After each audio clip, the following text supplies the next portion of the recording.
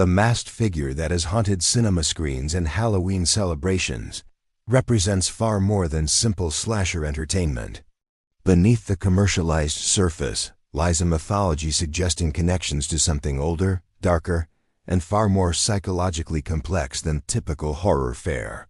This examination explores the elaborate narrative constructed around this blank-faced entity, tracing themes of fear as living force, identity dissolution, and the terrifying suggestion that terror itself might possess consciousness and intent. The mythology begins not in contemporary settings, but centuries earlier, in isolated communities where inexplicable phenomena defied rational explanation. Historical accounts describe a presence moving through villages, leaving no physical evidence beyond psychological devastation and occasional disappearances. These early reports predate modern horror conventions, suggesting the archetype existed long before entertainment industry codification. What makes these historical claims particularly unsettling is their consistency across disparate cultures and time periods. The described entity manifested as cloaked figure with indistinct features, not simply hidden but fundamentally absent, as if the space where a face should exist contained only void. Witnesses couldn't agree on specific details because the figure apparently adapted to individual perception, reflecting back each observer's particular psychological vulnerabilities. This adaptive quality represents the mythology's central innovation. Rather than fixed appearance and behavior, the entity functions as psychological mirror, manifesting differently for each encounter. What one person perceives as ghostly apparition, another experiences as distorted reflection of themselves.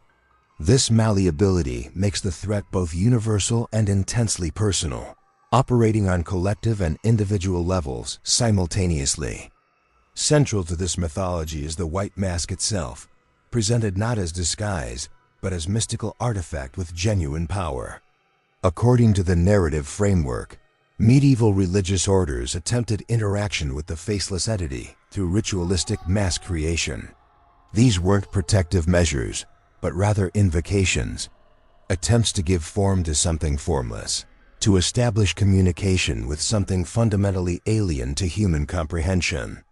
The masks allegedly incorporated disturbing materials, fabrics treated with blood, symbols carved according to forbidden geometries, construction methods designed to create channels between dimensions or states of consciousness. The mythology suggests these objects possess genuine power to transform wearers, serving as conduits for something seeking entry into physical reality through human vessels. This concept elevates the mask from simple prop to active participant in horror. It doesn't merely conceal identity, but fundamentally alters it, dissolving the boundary between wearer and worn. The individual who dons the mask believes they maintain control, but this perception represents the first stage of possession. The mask doesn't hide the person, it replaces them, using their body as instrument while consciousness gradually dissolves into something other. The mythology describes possession as gradual process rather than immediate transformation. Initial contact produces subtle effects, intrusive thoughts the victim mistakes for their own, impulses that seem to arise from personal psychology, but carry alien quality upon closer examination. The mask seems to appear precisely when the individual is most vulnerable during periods of intense emotion, psychological crisis, or existential uncertainty. As possession progresses, the host experiences erosion of volition. Actions that initially felt chosen reveal themselves as compelled. The voice that speaks through phone calls, a signature element of this mythology, doesn't belong to the physical person, but to something using them as instrument. This voice demonstrates knowledge it shouldn't possess, revealing secrets, exploiting vulnerabilities, speaking with intimate understanding of victim psychology that transcends normal human capability. The most disturbing aspect of this possession narrative is the host's partial awareness. Unlike complete domination that eliminates consciousness, victims of the mask retain fragmented self-awareness, observing their own actions as if from distance, powerless to intervene. They become spectators to atrocities committed through their bodies, experiencing horror of watching themselves transformed into instruments of terror without capacity to resist or escape. What distinguishes this mythology from conventional horror narratives is its sophisticated understanding of fear as active force rather than passive response. The entity doesn't simply frighten victims, it feeds on their terror, growing stronger through psychological torment. The actual physical violence, when it occurs, represents aftermath rather than primary objective. The true assault happens in the mind long before the body suffers harm. The telephone calls exemplify this approach. Rather than direct threats, they deliver precisely calibrated psychological warfare revealing knowledge that shouldn't be accessible, referencing private guilts and secret shamas, speaking in voices of deceased loved ones or impossible variations of the victim's own voice. These communications aren't meant to warn, but to paralyze, to induce the psychological paralysis that makes physical resistance impossible. This methodology reflects genuine understanding of how terror operates psychologically. Real fear doesn't simply startle at a mind's fundamental sense of safety, destroys trust in perception, creates paranoia that persists long after immediate threat passes. The mythology suggests the entity understands this instinctively, crafting scenarios designed not for quick kills, but for maximum psychological devastation, extending suffering to extract maximum sustenance from victim consciousness. According to the mythological framework, the entity operates in cycles tied to collective trauma and communal suffering. It doesn't appear randomly, but emerges in locations marked by grief, secrets, and suppressed guilt communities where psychological conditions create optimal environment for manifestation. This pattern explains why certain locations experience repeated incidents while others remain untouched. The famous fictional town serves as modern example, but the mythology claims similar patterns occurred throughout history. Medieval villages torn apart by inexplicable paranoia, colonial settlements destroyed not by external enemies, but internal suspicion, 20th century communities experiencing waves of violence that defied conventional explanation. Each incident followed similar trajectory: psychological deterioration preceding physical violence, community cohesion dissolving into mutual suspicion, survivors left permanently scarred by experiences that shattered their understanding of reality.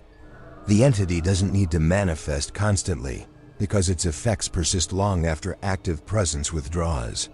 Communities touched by this force never fully recover.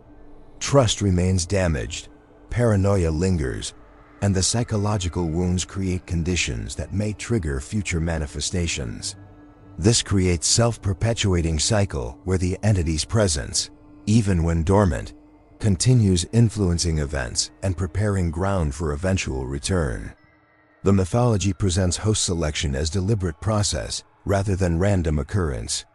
The entity targets individuals already psychologically compromised, those carrying trauma, harboring rage, isolated by loneliness or social rejection. These pre-existing vulnerabilities create openings through which the mask's influence can penetrate, exploiting emotional wounds to establish psychological foothold. This selectivity serves multiple purposes. Psychologically vulnerable individuals offer less resistance to possession, their weakened mental state facilitating the entity's entry and control. Additionally, their existing pain and anger provide emotional fuel the entity can amplify and redirect toward its purposes. The host's genuine suffering becomes weapon, their legitimate grievances twisted into justification for increasingly horrific actions. The tragedy lies in how the entity perverts genuine pain. Many hosts began as victims themselves, people who deserved compassion and support, but instead found only the mask's false promise of empowerment. What seemed like path to agency or revenge reveals itself as complete subjugation. The host's suffering exploited to create more suffering, their pain weaponized against others who may be entirely innocent of causing it. The telephone voice represents one of the mythology's most distinctive and disturbing elements.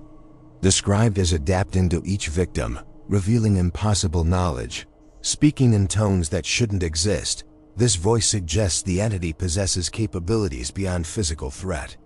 It can access private information, read psychological states, even apparently reproduce voices of deceased individuals or create auditory effects that defy explanation.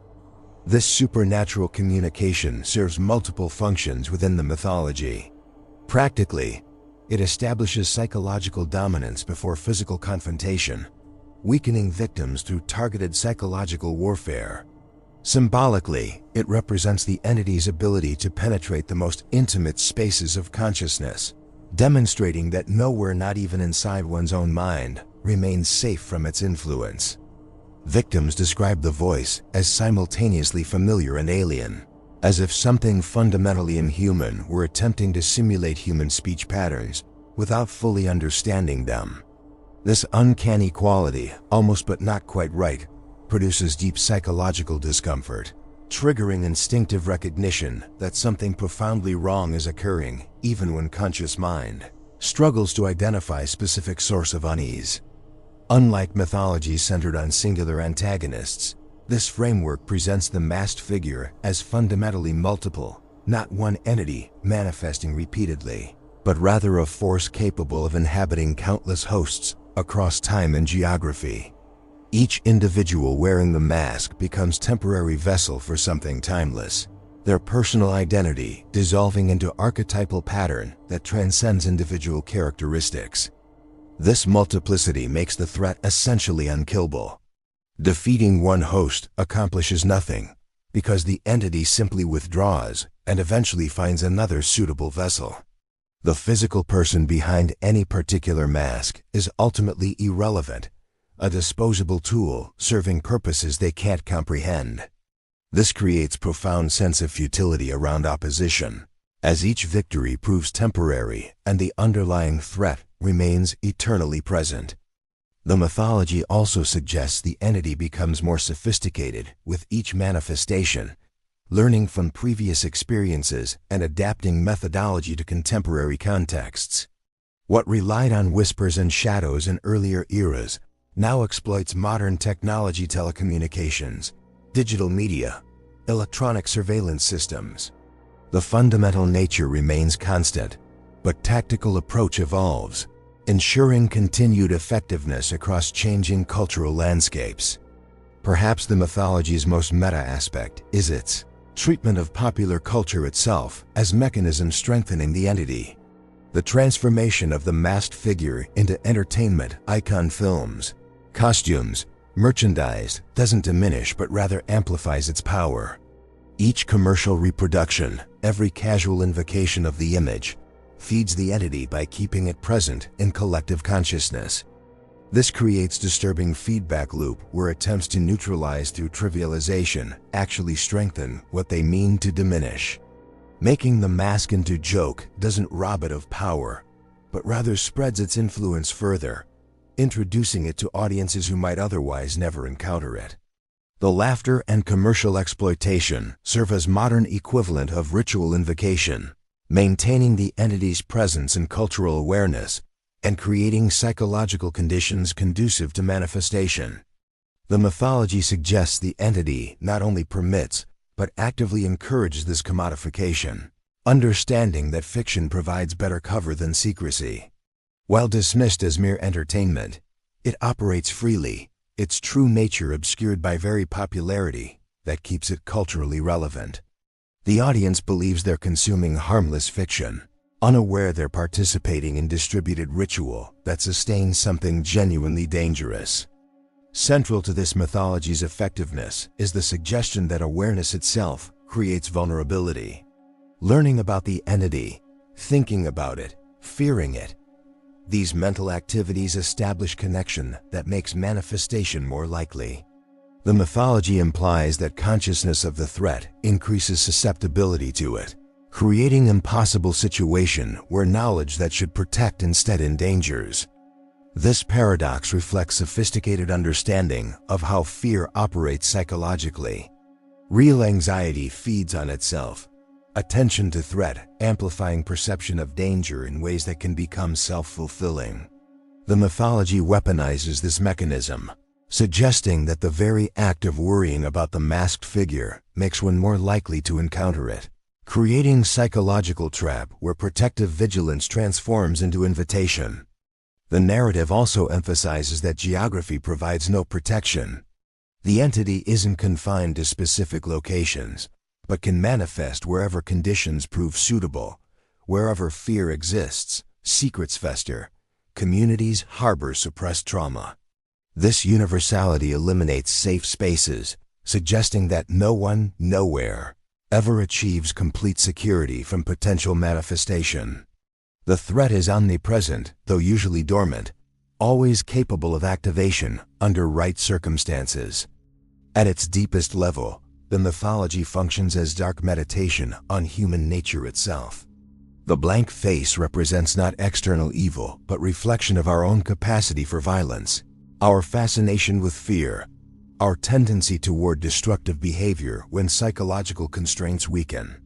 The entity doesn't impose foreign malevolence, but rather amplifies and focuses darkness already present within human consciousness. This interpretation transforms the mythology from supernatural horror into psychological allegory. The masked figure becomes externalization of our shadow selves, the impulses we suppress, the cruelties we're capable of, the pleasure we might take in others' suffering if social conditioning didn't restrain us. The entity doesn't create evil but reveals it, strips away civilized veneer to expose what lurks beneath.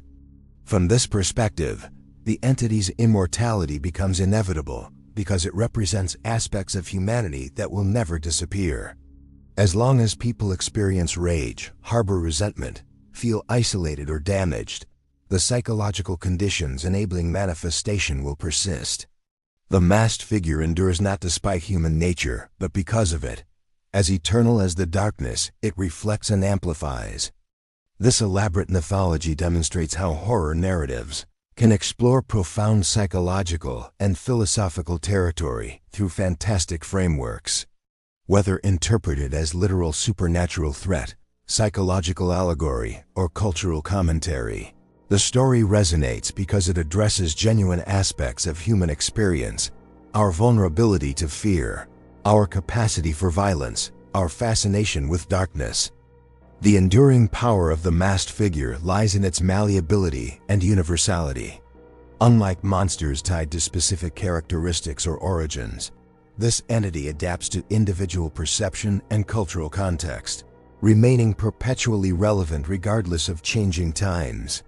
It represents fears that transcend particular eras, loss of identity, dissolution of self, transformation into something monstrous, the suggestion that our consciousness might not be entirely our own. For audiences willing to engage seriously with such material, the mythology offers rich ground for contemplation about the nature of fear, the fragility of identity, and the thin barriers separating civilization from chaos. The blank face serves as screen onto which we project our deepest anxieties, and in that reflection we might glimpse uncomfortable truths about what we're capable of becoming when conditions align and restraints weaken. The mask waits, patient and eternal, ready for the next vulnerable soul who will mistake wearing it for empowerment, unaware they're becoming doorway through which something ancient and hungry can once again taste the fear it craves.